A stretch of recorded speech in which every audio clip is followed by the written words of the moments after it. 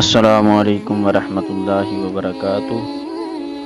معزز و محتشم سامعین، آج ہم آپ کے سامنے وضو کی بحث کو شروع کرتے ہیں۔ وضو کے بارے میں رب ذوالجلال نے ارشاد فرمایا، یا ایھا الذین آمنوا اذا قمتم الی الصلاۃ فاغسلوا وجوہکم وَأَيْدِيَكُمْ إِلَى الْمَرَافِقِ وَامْسَحُوا بِرُؤُوسِكُمْ وَأَرْجُلَكُمْ إِلَى الْكَعْبَيْنِ۔ اے ایمان والو، جب تم نماز پڑھنے کا ارادہ کرو اور وضو نہ ہو تو اپنے منہ اور کونیوں تک ہاتھ کو دھو اور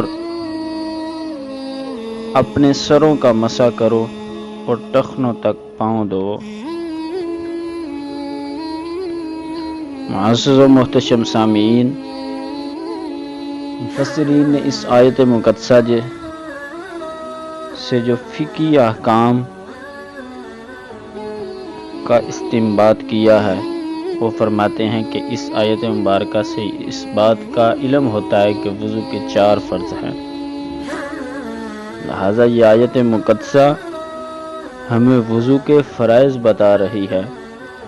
تو وضو کے 4 فرض ہوئے۔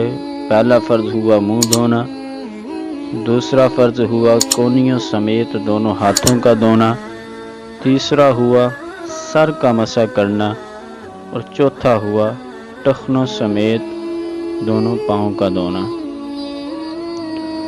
آج ہم آپ کے سامنے وضو کا جو پہلا فرض ہے منہ دھونا، اس کے بارے میں وضاحت کرنا چاہتے ہیں۔ منہ دھونے میں یہ ہے کہ شروع پیشانی سے، یعنی جہاں سے بال جمنے کی انتہا ہوتی ہے، تھوڑی تک لمبائی میں اور چوڑائی میں ایک کان سے دوسرے کان تک یہ منہ ہے۔ اس حد کے اندر جلد کے ہر حصے پر ایک مرتبہ پانی بہانا فرض ہے۔ لمبائی میں ہماری پیشانی پر جہاں سے بال اگتے ہیں وہاں سے لے کر تھوڑی کے نیچے تک، اور چوڑائی میں ایک کان سے لے کر دوسرے کان تک، یہ ہمارا منہ کہلاتا ہے، چہرہ کہلاتا ہے۔ لہذا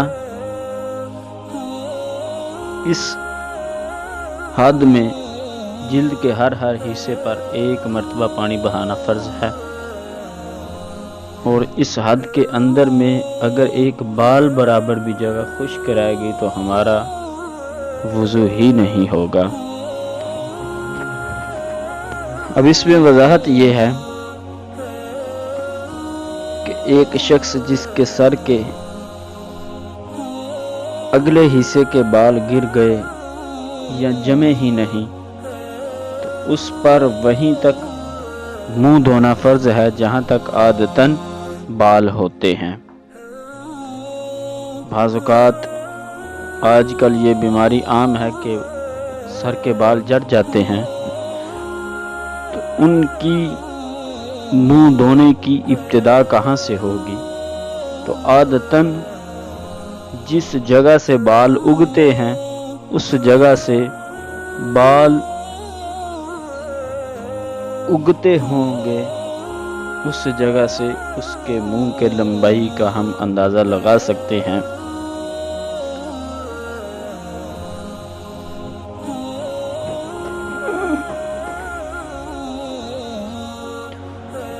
اور اسی طریقے سے کہ اگر پیشانی میں کچھ لوگ ایسے ہوتے ہیں جن کے عادتاً جہاں سے بال اگتے ہیں اس سے نیچے تک بال اگے ہوتے ہیں، تو جو پیشانی پر زائد بال جو عادتاً نہیں ہوتے، ان زائد بالوں کا جڑ تک دھونا فرض ہے۔